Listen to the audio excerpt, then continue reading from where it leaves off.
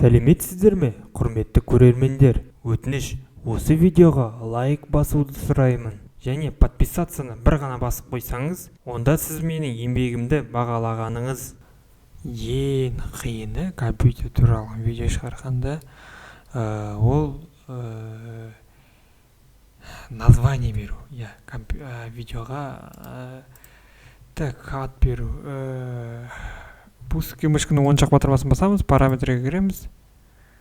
Одан кейін специальные возможности деген бар. Экранный диктор, контрастность.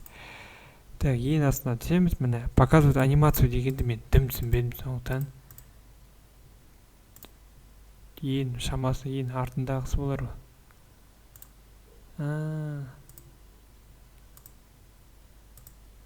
Жоқ, түсінбедім сөйтіп. Применять прозрачность дейді, астындағысы көрдіңіздер. Ерекше, мен дәді автоматически тіпті артыда жауап кетеді. Автоматически скрытие полос прокрутки Windows. Так, неде осы чуть-чуть.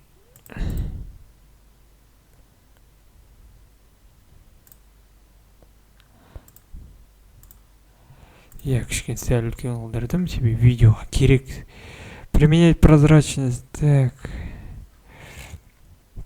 Автоматически мынаны жасыруға болады. Показать уведомление в течение 5 секунд. 7 секунд мына жерде тұрады, 7 секунд. Вообще алып тастау керек.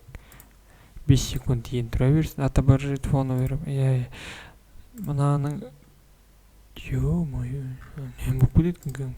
Мәсті, артын қараңыздар, не болып кеткен. Так. Применить что-то. Маған ұнамай кетті что-то.